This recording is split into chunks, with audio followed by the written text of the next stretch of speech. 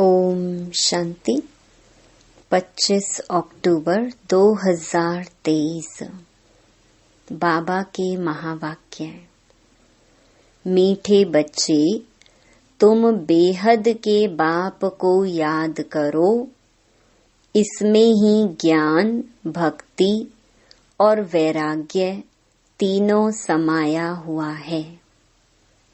यह है नई पढ़ाई। प्रश्न: संगम पर ज्ञान और योग के साथ साथ भक्ति भी चलती है, कैसे? उत्तर: वास्तव में योग को भक्ति भी कह सकते हैं, क्योंकि तुम बच्चे अव्यभिचारी याद में रहते हो। तुम्हारी यह याद ज्ञान सहित है, इसीलिए इसे योग कहा गया है। द्वापर से सिर्फ भक्ति होती, ज्ञान नहीं होता, इसीलिए उस भक्ति को योग नहीं कहा जाता। उसमें कोई एम ऑब्जेक्ट नहीं है। अभी तुम्हें ज्ञान भी मिलता, योग भी करते, फिर तुम्हारा बेहद की सृष्टि से वैराग्य भी है। गीत: किसी ने अपना बना के मुझको। ओम शांति। बेहद का बाप समझाते हैं, शास्त्रों की पढ़ाई वह कोई पढ़ाई नहीं है, क्योंकि शास्त्रों की पढ़ाई में कोई एम ऑब्जेक्ट नहीं है। शास्त्रों से कोई दुनिया का पता नहीं पड़ता है। अमेरिका कहाँ है, किसने ढूंढी, ये बातें शास्त्रों में नहीं हैं। कहते हैं फलाने ने ढूंढी। दूसरे इलाके ढूंढते हैं अपने रहने लिए। देखा मनुष्य बहुत हो गए हैं, रहने लिए जमीन तो चाहिए ना। अब ये सब बातें पढ़ाई की हैं, इसको एजुकेशन कहा जाता है। तुम्हारा भी यह एजुकेशन है। इसको आश्रम कहें अथवा इंस्टीट्यूशन कहें व यूनिवर्सिटी कहें, इसमें सब आ जाता है। उस पढ़ाई के नक्शे आदि और हैं।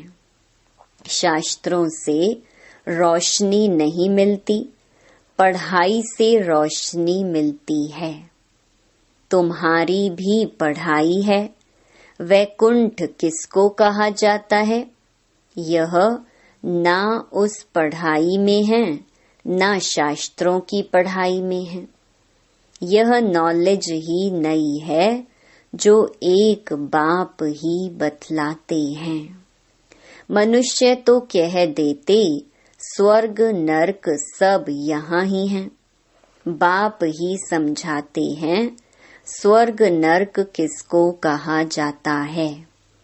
यह बातें ना शास्त्रों में हैं, ना उस एजुकेशन में हैं। तो नई बातें होने कारण मनुष्य मूंझते हैं। कहते हैं ऐसा ज्ञान तो कभी सुना नहीं। यह तो नई वंडरफुल बातें हैं, जो कभी कोई ने नहीं सुनाई हैं भी बरोबर नई बातें। ना उस एजुकेशन वाले सुना सकते, ना सन्यासी आदि सुना सकते। इसलिए परम पिता परमात्मा को ही ज्ञान का सागर कहा जाता है। बेहद की हिस्ट्री, ज्योग्राफी भी समझाते हैं। ज्ञान से स्वर्ग और नरक का विस्तार भी सुनाते हैं। यह नई बातें हैं ना। इस पढ़ाई में सब कुछ है। ज्ञान भी है, योग भी है, पढ़ाई भी है, भक्ति भी है। योग को भक्ति भी कह सकते हैं, क्योंकि एक के साथ योग लगाना, उनको याद करना होता है। वह भक्त लोग भी याद करते हैं, पूजा करते हैं, गाते हैं। वह भक्ति करना कोई योग नहीं कहेंगे। समझो, जैसे मीरा थी, श्री कृष्ण के साथ योग लगाती थी, उनको याद करती थी, परंतु उसको भक्ति कहा जाता। उनकी बुद्धि में कोई एम ऑब्जेक्ट नहीं है। इसको ज्ञान भी कहते, भक्ति भी कहते। योग लगाते हैं, एक को याद करते हैं। सतयुग में न भक्ति होती न ज्ञान। संगम पर ज्ञान और भक्ति दोनों ही हैं, और द्वापर से लेकर सिर्फ भक्ति चलती आई है। किसको याद करना, उसको भक्ति कहते।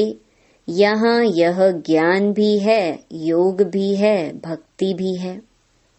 समझ सकते हैं, वह सिर्फ भक्त हैं, तत्व से योग लगाते हैं, परंतु उनका है अनेकों से योग, इसलिए उनको भक्त कहते। तुम्हारा यह है अव्यभिचारी योग। यह ज्ञान सागर खुद बैठ पढ़ाते हैं, उनसे योग लगाना होता है। वह तो आत्मा को ही नहीं जानते, हम तो जानते हैं।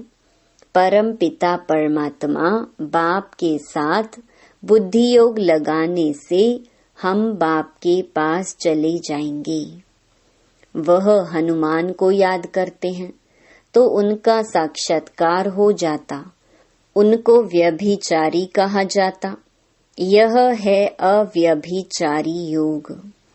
सिर्फ एक बाप को याद करना है, तो इसमें ज्ञान, भक्ति, वैराग्य सब इकट्ठे हैं, और वह उन्हों का सब अलग अलग है। भक्ति अलग, ज्ञान भी सिर्फ शास्त्रों का है, वैराग्य भी हद का है। यहाँ बेहद की बात है।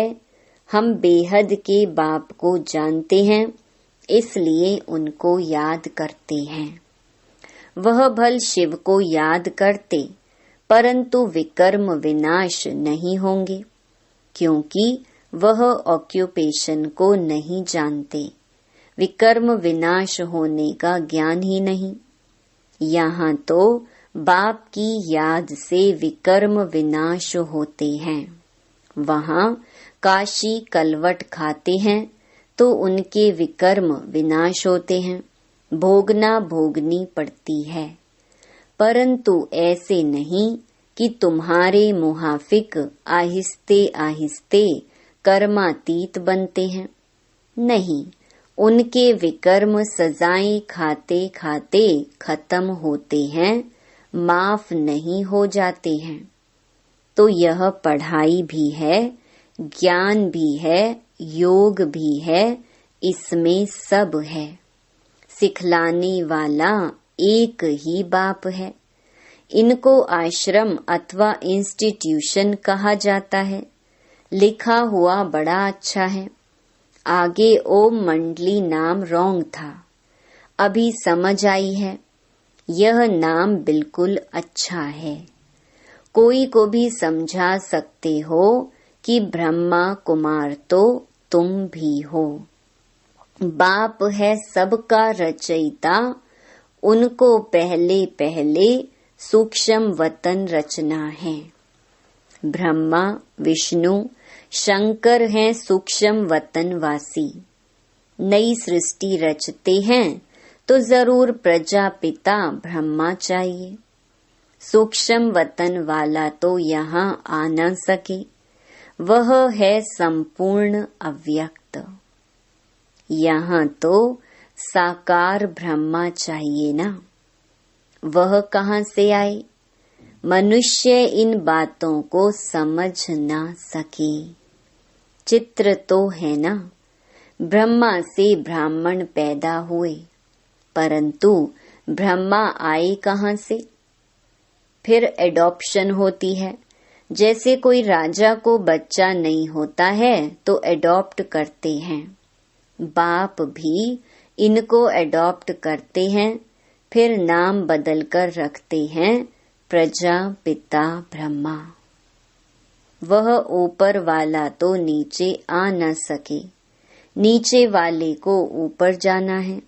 वह है अव्यक्त, यह है व्यक्त। तो इस रहस्य को भी अच्छी रीति समझना है, क्योंकि सबका प्रश्न उठता है। कहते हैं दादा को कभी ब्रह्मा, कभी भगवान, कभी श्री कृष्ण कहते हैं। अब इनको भगवान तो कहा नहीं जाता, बाकी ब्रह्मा और श्री कृष्ण को तो कह सकते हैं, क्योंकि श्री कृष्ण सुंदर से श्याम बनता है। तो जब रात है तब कहेंगे ब्रह्मा, जब दिन है तब कहेंगे श्री कृष्ण। श्री कृष्ण की आत्मा का अभी यह अंतिम जन्म है और यह श्री कृष्ण है आदि का जन्म। यह क्लियर कर लिखना पड़ी। 84 जन्म राधे कृष्ण के व लक्ष्मी नारायण के बताने पड़े। यहाँ फिर उनको एडॉप्ट करते हैं तो ब्रह्मा का दिन और ब्रह्मा की रात हो जाती, वही फिर लक्ष्मी नारायण का दिन और रात। उनकी वंशावली का भी ऐसे हुआ। तुम अब ब्राह्मण कुल के हो, फिर देवता कुल के बनेंगे, तो ब्रह्मा कुमार कुमारियों का भी दिन और रात हुआ ना। यह बड़ी समझने की बातें हैं। चित्रों में भी क्लियर है, नीचे तपस्या कर रहे हैं, अंतिम जन्म है। ब्रह्मा आए कहाँ से, किससे पैदा हो, तो ब्रह्मा को एडॉप्ट करते हैं। जैसे राजा एडॉप्ट करते हैं, फिर उनको राजकुमार कहते हैं, ट्रांसफर कर देते हैं। प्रिंस ऑफ फलाना, पहले तो प्रिंस नहीं था, राजा ने एडॉप्ट किया तो नाम डाला प्रिंस। यह रस्म रिवाज चलती आई है। बच्चों को यह बुद्धि में आना चाहिए, दुनिया नहीं जानती कि बाप कैसे पुरानी दुनिया का विनाश और नई दुनिया की स्थापना करते हैं। यह रोशनी तुम बच्चों को है, तुम्हारे में भी नंबरवार है। आगे चलकर छोटी छोटी बच्चियां भी बहुत तीखी होती जाएंगी, क्योंकि कुमारियां हैं। लिखा हुआ भी है कि कुमारियों द्वारा बाण मरवाए। कुमारियों का चमत्कार नंबर 1 में गया है। मम्मा भी कुमारी है, सबसे तीखी गई है। कहा जाता है डॉटर शोज मदर, मदर तो नहीं बैठ कोई से बात करेगी। यह माँ तो हो गई गुप्त, वह मम्मा है प्रत्यक्ष। तो तुम शक्तियों अथवा बच्चों का काम है माँ का शो करना। बहुत अच्छी अच्छी बच्चियां भी हैं जिनका पुरुषार्थ अच्छा चलता है। कौरव संप्रदाय में भी किन्हों के मुख्य नाम है ना, जो महारथी हैं। यहाँ भी महारथियों के नाम हैं। सबसे बड़ा है शिव बाबा, ऊंच ते ऊंच भगवान। उनका ऊंचा ठाव है। वास्तव में ठाव रहने का स्थान तो हम आत्माओं का भी ऊंच है। मनुष्य तो सिर्फ महिमा करते रहते, जानते कुछ भी नहीं। हम आत्माएं भी वहाँ की रहने वाली हैं, परंतु हमको जन्म मरण में आकर पार्ट बजाना है। वह जन्म मरण में नहीं आते, पार्ट उनका भी है, परंतु कैसे है यह भी तुम जानते हो। अभी तुम बच्चे समझते हो यह शिव बाबा का रथ है। अश्व अथवा घोड़ा भी है, बाकी वह घोड़ा गाड़ी नहीं है। यह भी जो भूले हुए हैं, यह ड्रामा में नूंद है। आधा कल्प हम भी भूल में भटकते भटकते एकदम भटक जाते हैं। अभी रोशनी मिली है तो बहुत खबरदार हो पड़ी हैं। जानते हैं यह पुरानी दुनिया खत्म होनी है, हमको नष्टो मोहा बनना है। कमल फूल समान गृहस्थ व्यवहार में रहते नष्टो मोहा बनने का पुरुषार्थ करना है। तोड़ तो सबसे निभाना है, साथ भी रहना है। यह भट्ठी भी बननी थी जैसे कल्प पहले बनी थी। अभी तो कहते हैं गृहस्थ व्यवहार में रह मेहनत करनी है। यहाँ घर बार छोड़ने की बात ही नहीं। हम तो घर में बैठे हैं ना, कितने बच्चे हैं, लौकिक भी थे ना, छोड़ा कुछ भी नहीं है। सन्यासी तो जंगल में चले जाते हैं, हम तो शहर में बैठे हैं, तो उनसे तोड़ निभाना है। बाप की रचना है, बाप कमाकर बच्चे को वर्षा देते हैं। पहले तो वर्षा देते हैं काम विकार का, फिर उनसे छुड़वाकर निर्विकारी बनाना बाप का ही काम है। ऐसे भी होते हैं, कहाँ बच्चे माँ बाप को ज्ञान देते हैं, कहाँ बाप बच्चों को ज्ञान देते हैं। यह है ही राजयोग, वह है हठ योग। आत्मा को नॉलेज मिलती है परमात्मा से। मैं ब्रह्मा राजाओं का राजा था, अब रंक बना हूँ, रंक से राव गाया हुआ है। बच्चे जानते हैं हम जो सूर्यवंशी थे अभी शूद्र वंशी बने हैं। यह भी समझाना पड़ता है, नरक और स्वर्ग अलग हैं। मनुष्य यह नहीं जानते। तुम्हारे में भी कितने बच्चे कुछ नहीं जानते, क्योंकि तकदीर में नहीं है तो पुरुषार्थ क्या करेंगे। किनकी तकदीर में कुछ नहीं है, किनकी तकदीर में सब कुछ है।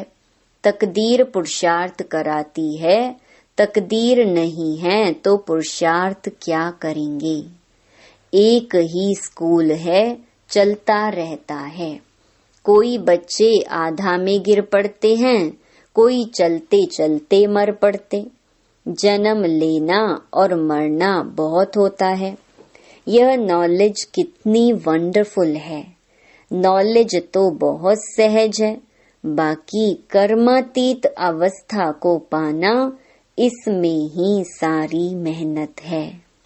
जब विकर्म विनाश हो तब तो उड़ सके। ध्यान से ज्ञान श्रेष्ठ है। ध्यान में माया के विघ्न बहुत पड़ते हैं, इसलिए ध्यान से ज्ञान अच्छा है। ऐसे नहीं कि योग से ज्ञान अच्छा।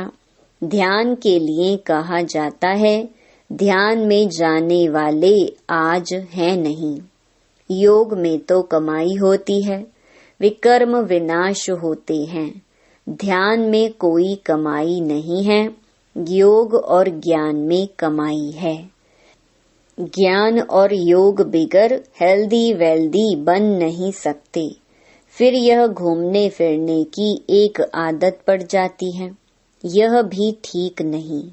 ध्यान नुकसान बहुत करता है। ज्ञान भी है सेकंड का, योग कोई सेकंड का नहीं है। जहाँ जीना है वहाँ योग लगाते रहना है। ज्ञान तो सहज है, बाकी एवर हेल्दी निरोगी बनना, इसमें मेहनत है। सवेरे उठकर याद में बैठने में भी विघ्न बहुत पड़ते हैं। पॉइंट्स निकालते हैं तो भी बुद्धि कहाँ की कहाँ चली जाती है। सबसे जास्ती तूफान तो पहले नंबर वाले को आएंगे ना। शिव बाबा को तो नहीं आ सकते। बाबा हमेशा समझाते रहते हैं, तूफान तो बहुत आएंगे। जितना याद में रहने की कोशिश करेंगे उतना तूफान बहुत आएंगे। उनसे डरना नहीं है, याद में रहना है, स्थिर होना है। तूफान कोई हिला न सके, यह अंत की अवस्था है। यह है रूहानी रेस। शिव बाबा को याद करते रहो, यह भी समझने की और धारण करने की बातें हैं। धन दान नहीं करेंगे तो धारणा नहीं होगी। पुरुषार्थ करना चाहिए। 2 बाप की पॉइंट किसको समझाना बहुत इजी है। यह भी तुम ही जानते हो। बाप 21 जन्मों का वर्षा देते हैं। तुम कहेंगे इन लक्ष्मी नारायण को बाप से 21 जन्मों का वर्षा मिला है। बाप ने उनको राजयोग सिखलाया और कोई मुख से कह ना सके कि उन्हें भगवान ने यह वर्षा दिया है। दुनिया में कोई किस बात में खुश रहते। तुम जिस बात में खुश हो उसको कोई नहीं जानते। मनुष्य तो अल्पकाल क्षण भंगुर के लिए खुशी मनाते हैं। तुम हो सच्चे ब्राह्मण कुलभूषण, जो योगी और ज्ञानी हो। तुम्हारे इस अतीन्द्रिय सुख की खुशी को और कोई जान नहीं सकते। वह तो क्या क्या माथा मारते रहते हैं, मून पर जाने का पुरुषार्थ करते हैं, बहुत डिफिकल्ट मेहनत करते हैं। उन सब की मेहनत बर्बाद हो जानी है। तुम बिना कोई तकलीफ के ऐसी जगह जाने का पुरुषार्थ करते हो जहाँ और कोई जा न सके। एकदम ऊंच ते ऊंच परम धाम में जाते हो। अच्छा, मीठे मीठे सिकिलधे बच्चों प्रति माता पिता बाप दादा का याद प्यार और गुड मॉर्निंग। रूहानी बाप की रूहानी बच्चों को नमस्ते। धारणा के लिए मुख्य सार। पहला, गृहस्थ व्यवहार में रहते नष्टो मोहा भी बनना है, साथ साथ सबसे तोड़ निभाते कमल फूल समान रहना है। दूसरा, धारणा करने के लिए ज्ञान धन का दान जरूर करना है। ज्ञान और योग से अपनी कमाई जमा करनी है, बाकी ध्यान दीदार की आश नहीं रखनी है। वरदान, संतुष्टता के सर्टिफिकेट द्वारा भविष्य राज्य भाग्य का तख्त प्राप्त करने वाले संतुष्ट मूर्ति भवा। संतुष्ट रहना है और सर्व को संतुष्ट करना है। यह स्लोगन सदा आपके मस्तक रूपी बोर्ड पर लिखा हुआ हो, क्योंकि इसी सर्टिफिकेट वाले भविष्य में राज्य भाग्य का सर्टिफिकेट लेंगे। तो रोज अमृत वेले इस स्लोगन को स्मृति में लाओ। जैसे बोर्ड पर स्लोगन लिखते हो, ऐसे सदा अपने मस्तक के बोर्ड पर यह स्लोगन दौड़ाओ तो सभी संतुष्ट मूर्तियां हो जाएंगे। जो संतुष्ट हैं वह सदा प्रसन्न है।